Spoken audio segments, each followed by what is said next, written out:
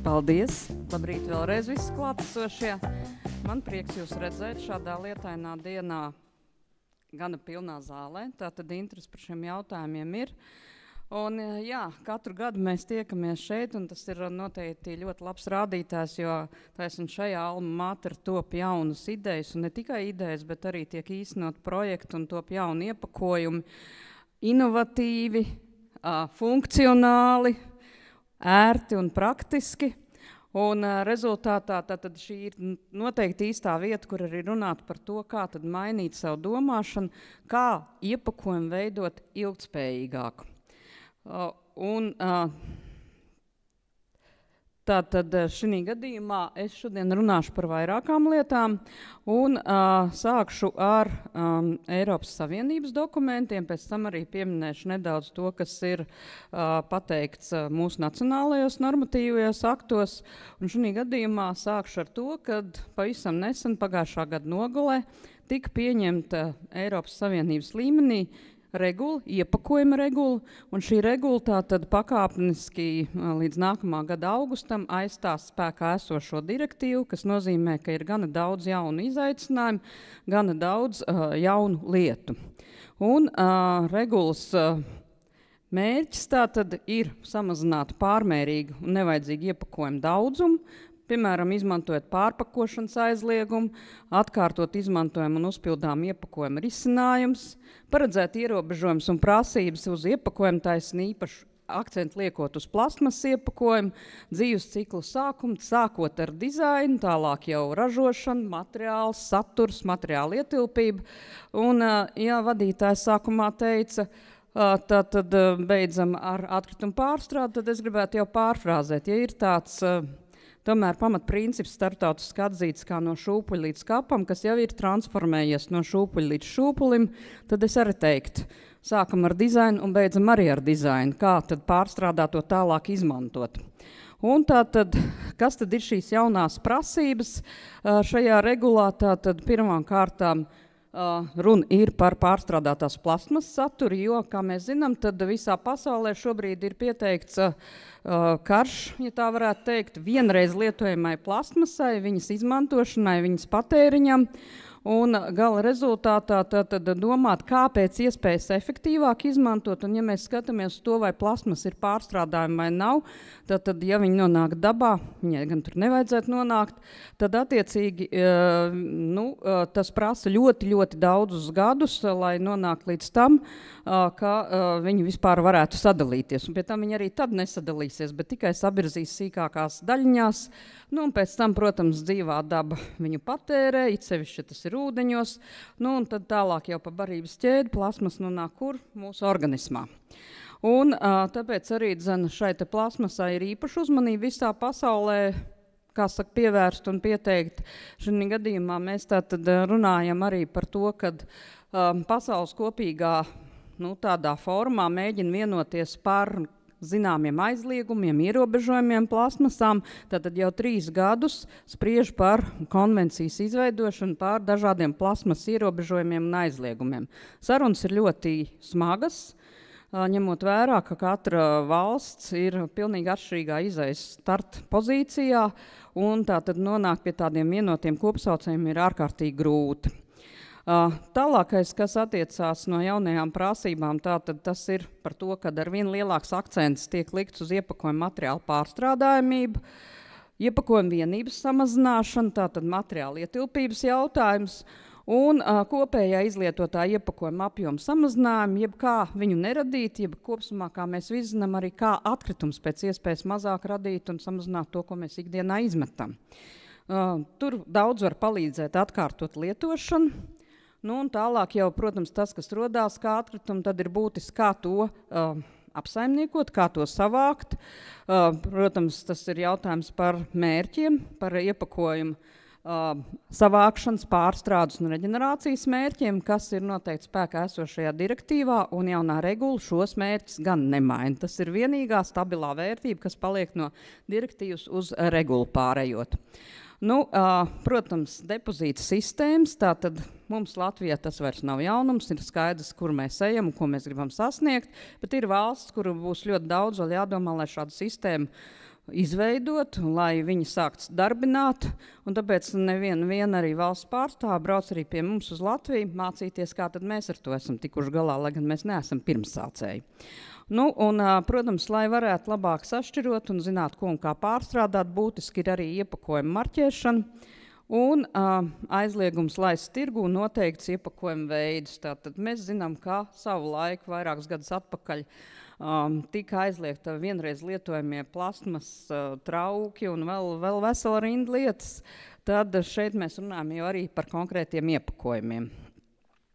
Un viss regulas sastāv tātad no 3 daļām, kas ir prasības pašam iepakojumam, un tas ir būtiskākais jauninājums, kas arī ir noteikts salīdzinājumā ar spēku esošiem normatīviem aktiem, jo šobrīd mēs vairāk esam līdz šim runājuši par to, kādā veidā savākt, kā pārstrādāt, ko iesākt, kā lietot atkārtot un tā tālāk.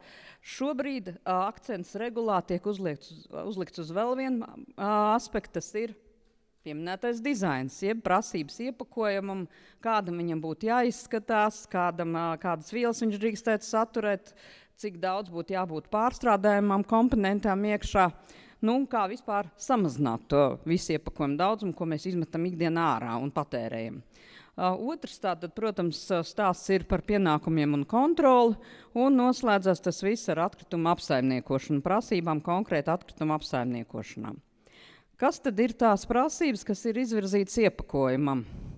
Tātad šajā gadījumā mēs runājam par prasībām attiecībā uz iepakojumā esošajām vielām. Pirmām kārtām tātad būtu jāsamazina pēc iespējas visas tās vielas, kas rada zināmas bažas, kuras varbūt pat mēs vēl nezinām, kādu ietekmi atstāja uz mūsu organismu un apkārtējo vidi, jo kā praksa rāda, pēdējos 50-70 gados pasaulē radīt ļoti daudz dažādu produkti, kas tiek izmantot un liekas, ka viss ir ļoti jauki, ļoti skaisti un ļoti praktiski, bet rezultātā tad, kad jau viņi tiek lietot ilgāku laiku, mēs tikai tad saprotam, kādu ietekmi tas rada uz apkārtējo vidu un tā skaitā uz cilvēku veselību.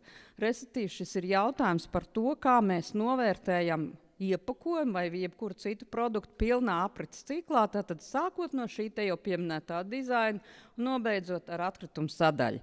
Un nevis tikai, lai viņš būtu droši kaut kur apglabāts, bet kā viņu varētu pārstrādāt, kā viņu varētu izmantot, atkārtot un kā šo apjomu samazināt. Protams, ka galvenais uzsvars tiek likts uz smagajiem metāliem, tādiem kā svins, kadmijs, dzīvesudrabs un hroms, un noteikts robežu koncentrācijas. Šī varbūt arī nav gluži jauna lieta, tas jau ir šobrīd spēkā un zināms. Un brīžam varbūt arī rodās jautājumi, kāpēc vispār šie smagie metāli ir tādā veidā noteikti, varbūt viņus vajadzētu vispār aizliegt. Bet tajā pašā laikā ir vesela rinda tādi iepakojumi, kur šobrīd alternatīvu risinājumu nav rasti, un ja tas nav saskarē ar pārtikas produktiem, tad tas ir pieļaujams, bet ļoti ierobežotā daudzumā. Un, protams, vēl, kas ir jauns, tātad arī tiek noteikts robežu koncentrācijas attiecībā uz PFAS. Tātad diezgan daudz par šo ir runāts, par to, kā tas ir pudelēs, vēl veselā rindā lieta iestrādāts materiāls, bet kas faktiski rada nelabvēlīgu ietekmi. Un tāpēc arī tas ir viena no tām vielām, kas ir sarakstā vielas, kuras rada bažas. Un tātad viss šīs prasības stājas spēkā tad pat, kad regula, tātad nākamā gada 12. augusts, un attiecās uz visu tirgu laižamo iepakojumu. Protams, ja jums jau kaut kas būs tirgu jau nolikts, piedāvāts, tad to, protams, nav jāizņem tūlīt ārā un jāizmet, lai neradītu jaunas atkritumu kalnus nevajadzīgas, bet to mēs izmantojam līdz beigām, bet no jauna tādas vairs neražojam un neizplatam šeit, Eiropas Savienībā. Un līdz ar to nākamais solis, protams, ir, kā tad ir ar šo te pārstrādājumību. Ja reiz ir prasība, ka ir jābūt pārstrādājumu materiālam iekļautam un būtu pēc iespējas jāpārstrādā, tad, protams, svarīgi ir pārstrādājumības novērtējums. Tātad, Eiropas komisija tātad ir uzlikusi pats sev uzdevumu, kā līdz 2027. gadam, tātad šī un nākamā gada laikā ir jāizstrādā deleģētais akts. Tas nozīmē, ka tās būs vai vadlīnijas, vai regula, vai lēmumi Eiropas komisijas līmenī, kāda tad ir šis pārstrādājuma novērtējums jāveido un pēc kā tad noteikti ir derīgs, nav derīgs un tā tālāk. Ir arī vienlaicīgi noteikts izņēmumu saraksts, tātad iepakojums, uz kuriem neattieksies šis te novērtējums, nebūs jāveic. Tātad tas ir kompostējamais iepakojums, medicīnā izmantojamais iepakojums, zīdaiņu maisījumiem un bīstamo kravu pārvadājumiem. Nu, un vienlaicīgi, ja ir šis pārstrādājumības novērtējums, tad arī ļoti liels akcents tiek likts uz inovatīvu iepakojumu. Un tātad faktiski Eiropas Savienība, mēs tā skaitā, kā dalība valsts, esam teikuši, ka līdz 2035. gadam mēs strādāsim pie inovatīviem materiāliem, pie inovatīviem iepakojumiem, kā piemērs dabiskie polimēri, bet mēs varētu runāt vēl daudz un dikt arī ar citiem piemēram. Piemēram, Itālijā ir izstrādāts un piedāvā, ka kartupeļu čipšus varētu ievietot iepakojumā, kas veidots no kartupeļu mizām. Savukārt Norvēģijā strādā pie iepakojumiem, kas ir no zivs ādām veidot, kur arī gaļu varētu tā skaitā iepakot, un tā mēs šos piemērus varētu vēl daudz minēt, bet es domāju, ka universitātes pārstāvji noteikti pastāstīs arī par to, kas Latvijā top, jo, kā minēja, mēs varam būt lepni, ka mēs šodien esam šeit, jo šeit top jaunas inovācijas. Un nākamais stāsts, tātad turpinot vēl par plasmas, tātad regulā ir arī noteikts, cik tad daudz pārstrādātās plasmas saturs var būt iepakojumā. Protams, kad tad ir jāmaina visas gan tehnoloģijas, gan pieejas, gan visa sistēma, kā tad mēs savācam iepakojumu, kā mēs viņus sašķirojam, pēc tam pārstrādājam, kur izmantojam. Un tātad pārstrādātās plasmas saturs tiek noteikts ar konkrētiem cipariem, šajā gadījumā procentiem, gan PET pudelēs, gan iepakojumam, kas nav PET, bet ir jūtīgs pret saskars efektiem, piemēram, ar pārtiku, pret vienreiz lietojamām plasmas dzērienu pudelēm, kur jau šobrīd tas ir noteikts spēkā esošajos normatīvajos aktos, cik tad daudz tur ir jābūt šim pārstrādātajam materiālam. Tātad šeit parādās arī ilgspējas kritēriji, kas tiek izvirzīti ne tikai pašam iepakojumam, bet arī ražošanas iekārtām. Nu, līdz ar to, protams, ir arī nelielas atkāpes pieļauts. Tātad atkāpes attiecās atkal uz farmaceitiskiem līdzekļiem, uz medicīnas ierīcēm, kur ir specifiskas prasības, specifiskas vajadzības. Attiecās uz kompostējumu plasmas iepakojumu, un tāpat kā iepriekšējā slaidā mēs redzējām gan uz bīstamo preču pārvadāšanas iepakojumu, gan mākslīgiem maisījumiem zīdaiņiem. Un attiecībā uz kompostējumu iepakojumu. Tātad kā tad saprast, vai šis iepakojums ir kompostējums vai nav? Mēs, protams, varam pateikt, uzrakst zīmīti, viņš ir kompostējums, kaut gan varbūt tam nav nekāds pamats, bet tad jau tā būs absolūti viennozīmīga zaļmaldināšana. Tas nozīmē, ka faktiski, ja mēs runājam par kompostējumu iepakojumu, ir divi ceļi, kā to darīt. Viens ir rūpnieciski, tātad kontrolētos apstākļos, kad ir savākts, tam ir speciāli norāda, kā tas izskatās un viss virzās uz priekšu. Otrs ir iepakojums, ko mēs varētu arī mājas apstākļos kompostēt, tātad savās kompostu kastēs vai vienalga šais vietās, kas ir privāti mājās. Un pēdējā laikā arī tātad daudzas nepārāk lielu dzīvokļu mājas veido arī pie sevis šādas kastes, laukumiņus, kur tad var ielikt arī tādas iepakojumus, kas varbūt ir kompostējumi. Bet šeit ir jāsaprot, ka tad ir jābūt viennozīmīgi pārliecinātam, ka tas tiešām tā ir. Dalību valstīm šajā gadījumā ir atstāta iespēja izlemt, vai šādu iepakojumu, kas nav kompostējums vai ir kompostējums, var laist tirgu, kādu vēl tas ir, bet, protams, jāatcerās viennozīmīgi, lai nebūtu šī zaļmaldināšana, tad ir jāskatās to, ka ir jābūt marķējumam, un šajā gadījumā tātad attiecībā uz rūpnieciski kompostējumu iepakojumu tam jau šobrīd ir standarts izstrādāts, savukārt attiecībā uz mājas kompostēšanas iespējām būtu papildus jāizstrādā standarts, nu, protams, Eiropas Savienības līmenī, lai visiem būtu skaidrs un viss saprotams.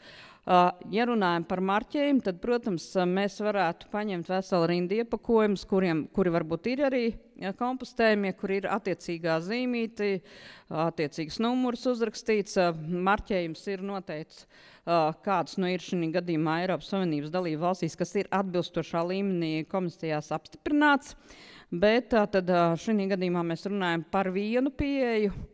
par vienu marķējumu vienot, un tas būs obligāts, nevairs brīvprātīgs no 2028. gada 12. augusta. Nu, un, protams, jautājums par to, ka pēc iespējas vajadzētu samazināt materiālu ietilpību, ko mēs izmantojam iepakojumā.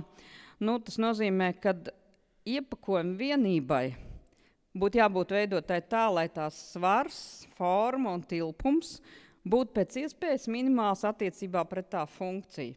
Nu, vienu piemēru mēs dzirdējam par ingvēru. Tas, protams, jau būtu beziepakojums, bet arī citos gadījumos, vai vienmēr ir vajadzīgs teiksim, tik liels iepakojums, kā ir ielikts. Jā, varbūt kaut kādās reizēs ir kādi ierobežojumi attiecībā uz pārtikas iepakošanu, bet tie ir diezgan stingri noteikti kritēriji un prasības, ko var ievērot, bet ļoti daudziem citiem iepakojuma veidiem nekādas prasības nav vajadzīgas. Tātad skatāmies ne tikai, lai būtu skaista fasāde, bet lai tas būtu praktiski, lai tas būtu pēc iespējas mazāk materiāli, jo bieži vien ir tā, kad mēs atnākam no tā paša veikala mājās, protams, ingvers būs bez iepakojuma, tad tur nekāda atkrituma nebūs. Bet tai pašā laikā mēs atnesam veselu rindu, varbūt jau iepakotas produkts, izkrāmējam, un pirmais, kas ir, noņemam iepakojumu, jau pirmajā brīdī paskatīsimies, cik mums tur tai spainītī vai kastītē radīsies, tas būs daudz. Tātad šajā gadījumā ir noteikti kritēriji, kas ir izvirzīti attiecībā uz šīs vienības minimizēšanu, kas ir noteikti attiecīgi regulas 4. pielikumā, un ir noteikts aizliegums izmantot maldinošu iepakojumu, piemēram, dubultās sienas vai tam līdzīgi. Un šajā gadījumā arī mēs runājam par to, ka vajadzēs papildus metodoloģiju, kā tad šīs tukšās vietas, kas veidojas, aprēķināt, kā viņas noteikt un novērtēt. Tātad līdz 28. gadam Eiropas komisijai attiecīgi ir jāizstrādā arī normatīvais akts. Un šīs tukšās vietas īpatsvars ne vairāk kā 50% drīkstētu būt. Tātad komersanti, kas veic grupas iepakojumu, transporta iepakojumu vai citu iepakojumu piepildīšanu, viņiem ir šis jānodrošina. Tātad, kas tad ir šī tukšā vieta? Tā ir vieta, kas ir starp iepakojumu kopējo tilpumu un iesaiņotā produktu tilpumu, jeb tā ir tā vieta, kas tiek aizpildīta varbūt drošībai, varbūt arī dažkārt skatam, skaistumam un tā tālāk. Tātad viņi varbūt aizpildīti ar papīra atgriezumiem, ar gaisa pildvaniem, ar citāda veida pildmateriāliem. Tātad pēc iespējas, lai šī telpa tiktu samazināta. Protams, prasības neatiecās uz primāro iepakojumu, kur lieto, teiksim, e-komercijas iepakojumu un uz atkārtot lietojamo iepakojumu. Un, jāreiz mēs runājam arī par to, kad iepakojums būs jāmarķē, tad marķējums, kas ir speciālā norāda un noteikti norāda, teiksim, materiālu sastāvu un kas ir vajadzīgs, lai varētu sašķirot, kas nozīmē, ka šajā gadījumā mēs runājam par specifiskām piktogrammām. Piktogrammas, kas ir pirmām kārtām uz pašu iepakojumu, tad mēs veikalā jau redzam, kā tas izskatās, varam izdarīt secinājumus, kādā konteinerā tas būs jāiemet pēc tam, kad viņš būs tukšs šis iepakojums. Mums vairs nebūs vajadzīgs. Tātad, kā mēs redzam arī šajā attēlā, ir sākumā tātad uz iepakojumu un tāda pati zīmīte ir uz atkritumu konteineru. Tas nozīmē, ka nav gara domāšana, kurā konteinerā man likt, dzeltenā, vēl kādā vai vēl kādā. Vai man šoreiz atkritumu apsaimniekotājs ņems to pretī vai teiks, ka konteiners nepareizi sašķirots. Tātad šīs norādes, šis marķējums dod iespējas izvairīties no šīm situācijām. Jāatzīmē, ka marķējumu uz konteineriem mēs paredzam arī Latvijā ieviest pakāpeniski nākamā gada laikā un turpinot vēl arī 2027. gadā. Tiešām, lai visā valsts teritorijā būtu skaidrs, ko kurā konteinerā var likt un ko nevar. Otrā daļa, kā minēja, ir pienākumu un kontrole, un tā tad parādās jauni termini. Mums būs daudz jāmācās, jo šai regulā ir daudz jaunu terminu, un varbūt arī savādāk skaidrot nekā iepriekš mēs to esam uztvēruši.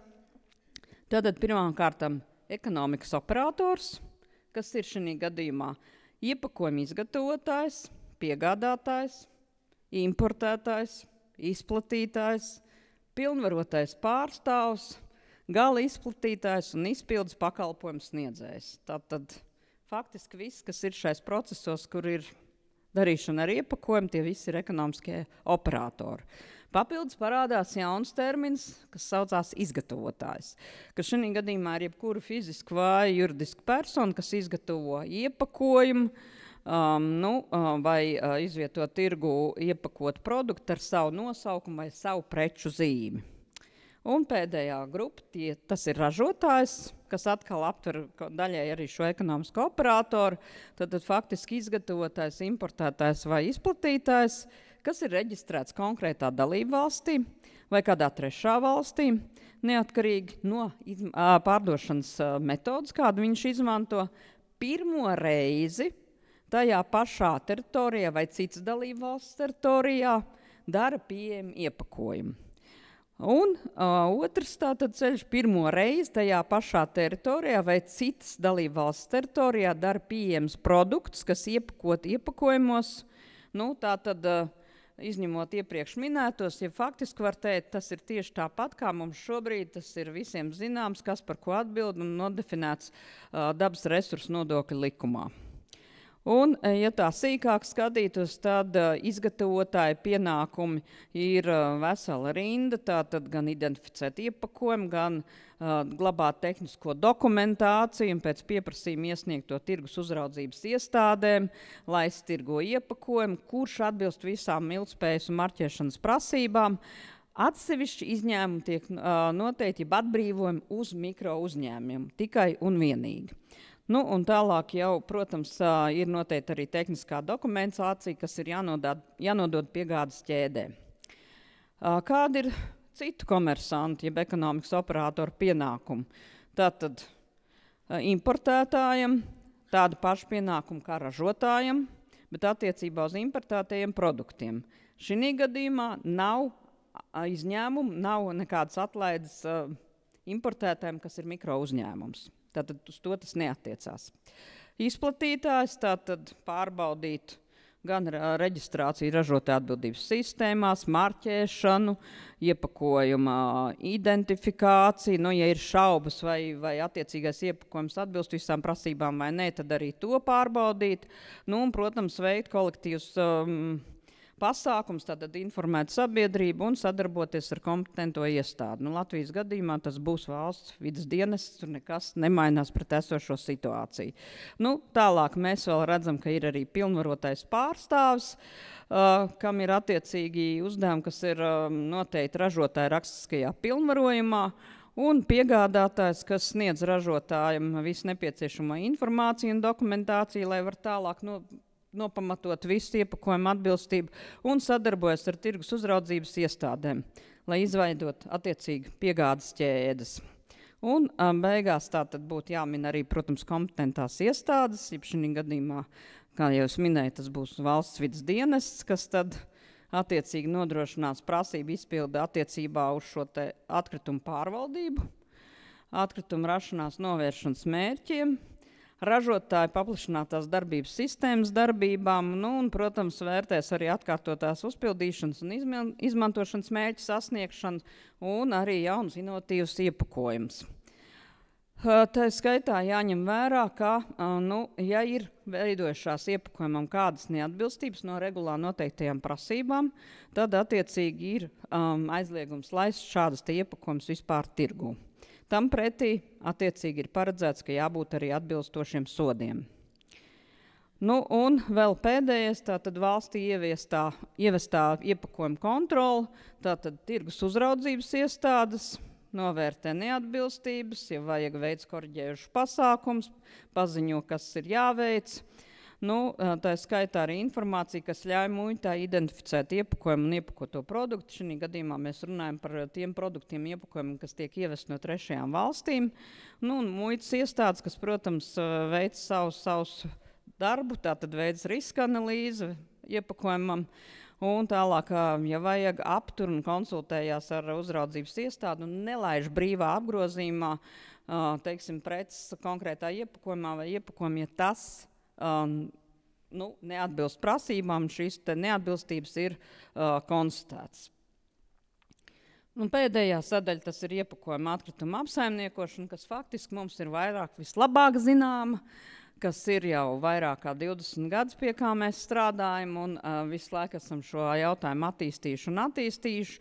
Tātad līdz nākamā gada februārim komisijai jāizstrādā īstenošanas akts vai nu regula vai lēmums, kas noteiks saskaņot reģistrācijas formumu un iepakojuma veids un materiāls. Tas nozīmē to, ka līdz 27. gadā 12. augustam valstī būs jāizveido ražotāja reģistrs. Tātad mēs, protams, varētu jau šobrīd pāriet, jo mēs zinām, viss, kas ir reģistrēts savu ražotāju atbildības sistēmām, kas ir vidā reģistrēti un tā tālāk. Bet šobrīd tātad jāsagaida, kāds izskatīsies tas kopējais formāts, un tad varēsim pāriet jau uz šo kopējo formātu. Un pienākums tātad ražotājiem vai pilnvarotājiem pārstāvim ir reģistrēties katrā valstī, kur viņi veic kādas darbības. Un papildus vēl arī tiešsaites tirdzniecības vietas reģistrs jāveido, kur tad ir jāpārbauda atbilstība ražotāja atbildības sistēmas prasībām, vai ir iesaistīšanās un kādā veidā. Tad attiecīgi tiešsaites tirdzniecības vietai var piedāvāt maksāt arī ražotāja atbildības sistēmām apsaimniekošanas maksas. Ja runājam par atkritumu rašanās novēršanu, tad, protams, mēs par to runājam jau vairāk kā 10 gadus, ka tas ir jādara, ka vajag veidot sistēmas, vajag samazināt materiālu ietilpību, vajag samazināt vispār iepakojumu patēriņu, bet tas vienmēr ir bijis tā vairāk skaistas idejas un pārliecības rezultātā, jo mēs visi par to runājam, kāds arī to dara un neviens vien, bet tajā pašā laikā viņam nebija nekādu konkrētu tādu mēķrādītāju, cik tad vajadzētu samazināt, kad vajadzētu samazināt, kādā veidā. Tad šī jaunā regula nosaka to, kad ir konkrēti mēķi, par cik procentiem tad ir jāsamazina šis te atkrituma apjoms, izlietotā iepakojuma apjoms, kas rodās gadā.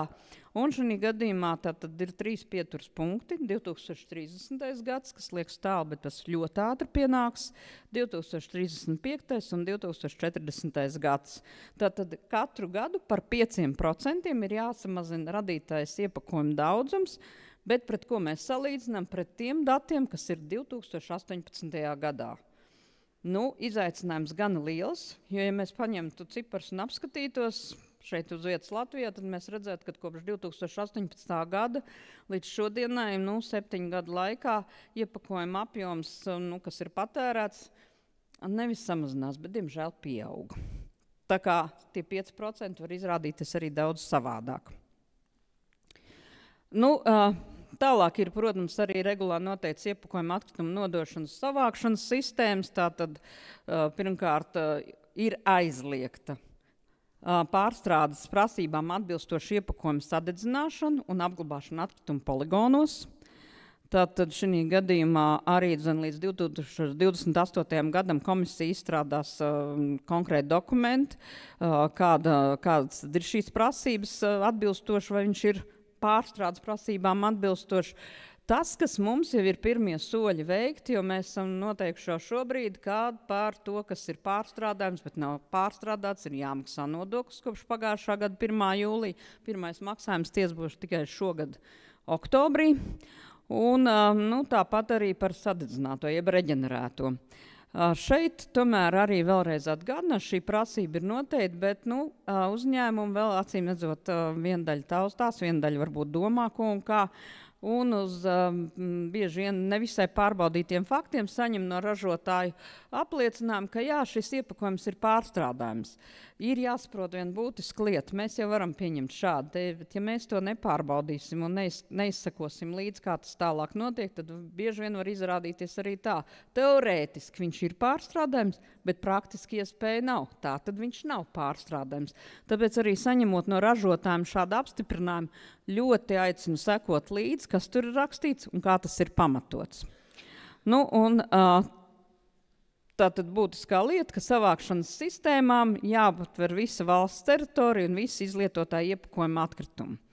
Un no 2029. gada, kā tas jau bija zināms iepriekš, jau no citiem normatīviem aktiem, kas ir gan Eiropas Savienības līmenī, gan nacionālajie akti, jābūt ir izveidotām dzērienu depozīta iepakojuma sistēmām visā Eiropas Savienībā, tātad visās dalību valstīs, un tas ir obligāti 2029. gadā, kas nozīmē, ka tas ir viens no uzdevumiem, kur mums varbūt nav ļoti jādomā, kā mēs to paveiksim, jo mums šāda sistēma ir.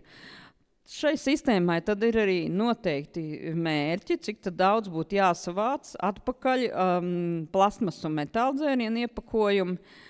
Tieši šis ir tas akcents, kur ir uzlikts tātad vērtība un uzmanība. Diezgan karstas diskusijas bija par to, kādiem dzērieniem tad būtu jābūt šai depozītu sistēmā. Diskusijas bija tieši par pienu un piena produktiem un stipro alkoholu, kas nav iekļauts, tātad Eiropas Savienības līmenī tas nav.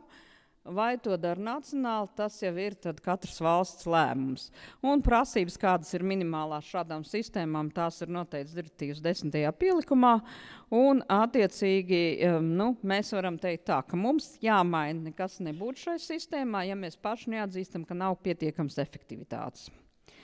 Papildus ir noteikti arī otrreizējās pārstrādes mērķi, tātad šeit neaizkavēšos, jo tie jau bija noteikti iepriekš ar direktīvām, un tas ir arī pie mums jau iestrādāts, un šī gadījumā mērķi, kas ir noteikti iepakojuma pārstrādē 2025. 2030. gads, nav mainīti. Tas, kas varbūt mainīsies, tas saistās ar to, ka komisija ir uzdevums līdz 27. gada 12. februārim izstrādāt attiecīgi, kāda būtu šis ziņošanas formāts, kā noteikti aprēķins, vai ir pārstrāde bijusi, cik daudz un kādos apmēros. Un papildus arī tiek noteikti mērķi atkārtotai izmantošanai un uzpildei, tātad tie ir obligāti no 2030. gada, kad ir jāņem vērā, cik tad daudz šim dzērienu vai palešu iepakojumam būtu jābūt atkārtot izmantojumam procentuāli. Un tātad papildus ir noteikts, kā gala pārdošanas uzņēmumiem, tātad veikaliem, ar tirdzniecības platību lielāku par 400 kvadrātmetriem jācenšas. Tas, protams, ir vārds, kas, es varbūt neizdaru, bet man būtu tā kā jādara, jā, bet tai pašā laikā mēs tomēr uzsver šo jācenšas 10% apmērā no šīs tirdzniecības platības atvēlēt uzpildu stacijām, gan pārtiks produktiem, gan nepārtiks. Uzreiz varētu piebilst, ka vienai daļai veikali jau šādas te sistēmas vai vienalga, kā mēs saucam uzpildu stacijas, tā ļoti skaļi skan, jau ir, un varbūt būtiskas izmaiņas nav paredzēts, bet tiem, kam tādas nav un kas neko tādu nepiedāvā, tad ir vērts sākt apdomāt, varēšu to izdarīt, vai šī platība atbilst, vai tas būs pienākums, bet varbūt tā ir mana interese to izdarīt. Un papildus vēl arī 2 gadu laikā no regulas spēkā stāšanās, nākamā gada tātad 12. augusts, plus 2 gadi. Horeka sektora izplatītājiem, kas piedāvā karstus un augstus dzērienus un gatavus ēdienus iepakojumos līdzņemšanai, it sevišķi vasaras sezonā pie mums, ir jānodrošina sistēma, kā patērētājiem ir iespējas atnākt jau ar savu iepakojumu, lai uzpildītu attiecīgi šeit brīvdabas, tirgotavā, kafejnīcā vai tam līdzīgi. Un tad ir vesela rinda aizliegumu noteikti, kā jau minēja, tad aizliegumu laist tirgū vesela rinda iepakojums, kas ir uzskaitīti regulas 5. pielikumā, tātad tur ir gan vienreiz lietojama plasmas grupas iepakojumi, gan vienreiz lietojamais plasmas iepakojums svaigiem augļiem un dārzeņiem, ja tas ir līdz 1,5 kilogramam. Vienreiz lietojamais plasmas iepakojums pārtikai un dzērieniem, ko patērē uz vietas, tai pašā Horeka sektorā. Tātad, lai mēs tur vairāk izmantot kaut ko ilgtspējīgāku, varbūt vairāk kārt lietojams trauks un tam līdzīgi, nevis kastītes, kuras tūlīt izmetam ārā. Tāpat ir Horeka sektora aizliegums arī izplatīt vienreiz lietojamo plasmas iepakojumu garšvielām, konserviem, mērcēm, kafijas krēmam, cukuram, citām garšvielām. Tātad visi šie mazie plasmas strauciņi, kur bieži vien mērcīts iekšā un tā tālāk un tā tālāk. Un, protams, nekur nekas nav mainījies, tas jau ir sena prasība, ļoti viegli plasmas iepirkuma maisiņa, atkāp, protams, ir higienas nolūkos, tātad atgādināšu, ka šī gadījumā 34. pants regulā, bet mums jau arī šobrīd tas ir noteikts, ka jābūt ir vieglo plasmas iepirkuma maisiņu patēriņa samazinājumam, un tas nozīmē, ka gadā tas nedrīkstētu pārsniegt 40 maisiņus uz vienu iedzīvotāju, un tas ir šogad. Diemžēl Latvija tas stipri to vēl pārsniedz. Bet atgādināšu, ka no šī gada janvāra tad mums jau ir obligāts pienākums veikaliem aizstāt maksimāli, cik vien iespējams, ar cita veidā iepakojumiem. Tikai šie izņēmumi īpaši viegliem plasmas maisiņiem, protams, gan vēl paliek spēkā, par ko gan arī tiek daudz šķēplaust. Kādi ir nākamie soļi? Tātad, kā jau minēju, regula kopumā stājas spēkā nākamā gada 12. augustā. Atsevišķiem pantiem, es jau te pieminēju, daļa no tiem ir cits stāšanās termiņš. Un, ko tas nozīmē? Tas nozīmē, ka ir jāveic arī līdz šim nākamā gada augustam grozījumi mūsu normatīvos aktos. Šī gadījumā jārunā par iepakojumu likumu un izrietošajiem ministra kabineta noteikumiem. Un, attiecīgi, tās normas, kas ir regulā, no šīm likumu un noteikumiem ir jāizsvītro, un tur paliek tikai tas, kur ir pateikts papildus no regulas, kad dalība valsts dara to vai regulē šo un tam līdzīgi. Plus vēl līdz 27. gada 12. februārim attiecīgi normatīvos aktos ir jāparedz arī sodi, ko piemēros par šīs regulas pārkāpumiem. Protams, valstī ir dotas tiesības noteikt arī kaut kādas izņēmumus, kaut ko neievērot kā direktīvā, kā regulā tas jau tad attiecīgi ir noformulēts. Tas nozīmē to, ka attiecīgi šāda atbrīvojuma izņēmuma var skart sekojošo. Tātad atkārtotās izmantošanas mēģis, tātad var noteikt atbrīvojumu dažādiem uzņēmējiem vai atļaut veidot apvienības un noteikt augstāks mēģis. Tātad variācija galvenais ir, lai šie mēģi kopumā ir sasniegt kādām grupām, tad var uz vietas runāt un domāt. Tātad šeit būs noteikti vajadzīga diskusija. Tātad ražotāja reģistrs, tātad papildus prasības arī uz ražotāju atbildības sistēmām, ko var dalība valsts noteikt, lai būtu valstī vajadzīgie dati un arī varētu atbilstoši novērtēt šīs sistēmas. Var noteikt papildus prasības uz kompostējuma iepakojumu, sevišķi to, kas ir domāts, ka kompostēt var arī mājsaimniecības. Var noteikt papildus iepakojuma aizliegums. Tas ir ļoti būtisks punkts, jo principiāli kopsumā mums ir viens tirgus Eiropas Savienībā, tad kādas aizliegums produktiem dalību valsts tāpat vien nevar noteikt, ja nav kaut kur jau regulās vai direktīvās, tas noteikts, ka šādas tiesības ir. Ilgtspējības vai marķēšanas prasības, ja grib kaut ko vairāk marķēt un noteikti to var dalību valsts, un iespēja kaut kādas grupas atbrīvot no depozīta sistēmas. Bet tai pašā laikā jāņem vērā, ka, lai to izdarītu, tas nenozīmē, ka mēs šeit pieņemam un viss ir kārtībā. Lai šo prasību tātad īstenot dzīvē, šos izņēmumus ir viņi jāizstrādā, jāsagatavo pēc tam caur atbilstošu sistēmu, kas ir par nacionāliem tiesību aktu projektiem, ir jāpaziņo Eiropas komisijā, tātad šai te sistēmā, jeb TRIS sistēmā, kur attiecīgi 3 mēnešus visas dalībvalsts un komisija var komentēt un izteikt savus iebildumus, komentārus, priekšlikumus, un pēc tam valstī ir jāizlem ņemt vērā, neņemt vērā, jāpamato tas, un tikai pēc tam šo normatīvo aktu var apstiprināt un īstenot dzīvē. Tātad faktiski šis ir jautājums, par ko mēs varēsim diskutēt, sākot jau ar gadu otro pusi, kad mēs strādāsim pie nacionālajiem normatīviem aktiem, un tātad jau pie pieminētajiem likumiem, un atgādināšu tikai to, ka neskaitot to, kas ir no jaunajām normām, atcerieties par plasmas maisiņiem, atceramies arī par dažādām jau šobrīd noteiktajām prasībām, un tātad skatāmies to, kas mums jau ir noteikts, strādājam ar to un domājam, kādu mēs jaunas inovācijas visā procesā varam ieviest, ko mēs varam mainīt savā attieksmē, savās izvēlēs, lai gala rezultātā nonākt pie viena mērķa, jo tikai kopā mēs varam kaut ko panākt. Paldies!